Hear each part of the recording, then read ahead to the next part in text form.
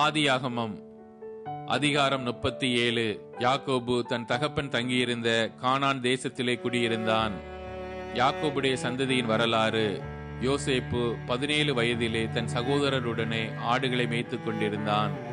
அந்த இளைஞன் பில்கால் சில்பால் என்னும் தன் தகப்பனுடைய மறுமனையாட்டிகளின் குமாரரோடு இருந்து அவர்களுடைய துன்மார்க்கத்தை தன் தகப்பனுக்கு சொல்லி வருவான். இஸ்ரவேலின் முதிர் வயதிலே யோசேப்பு தனக்கு பிறந்ததினால் இஸ்ரவேல் தன் குமாரர் எல்லாரிலும் அவனை அதிகமாய் நேசித்து அவனுக்கு பல வருணமான அங்கியை செய்வித்தான்.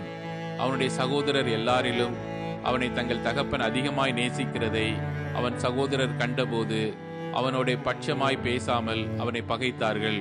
யோசேப்பு ஒரு சொப்பனம் கண்டு அதை தன் சகோதரருக்கு அறிவித்தான். அது நிமித்தம் அவனை இன்னும் அதிகமாய் பகைத்தார்கள். அவன் அவர்களை நோக்கி, நான் கண்ட சொப்பனத்தை கேளுங்கள். நாம் வயலில் அறுத்த அரிகளை கட்டி கொண்டிருந்தோம். அப்பொழுது என்னுடைய அரிக்கட்டு நிமிர்ந்திருக்கிறது, உங்கள் அரிக்கட்டுகள் என் அரிக்கட்டை சுற்றி வணங்கி நின்றது என்றான். அப்பொழுது அவன் சகோதரர் அவனை பார்த்து, நீ எங்கள் மேல் துரைத்தனம் பண்ணுவாயோ, நீ எங்களை ஆளப் போகிறாயோ என்று சொல்லி அவனை அவன் சொப்பனங்களின் நிமித்தமும் அவன் வார்த்தைகளின் நிமித்தமும் இன்னும் அதிகமாய் பகைத்தார்கள். அவன் வேறொரு சொப்பனம் கண்டு தன் சகோதரரை நோக்கி, நான் இன்னும் ஒரு சொப்பனத்தை கண்டேன். சூரியனும் சந்திரனும் 11 நட்சத்திரங்களும் என்னை வணங்கினது என்றான். இதை அவன் தன் தகப்பனுக்கும் தன் சகோதரருக்கும் சொன்னபோது அவன் தகப்பன் அவனை பார்த்து, நீ கண்ட இந்த சொப்பனம் என்ன?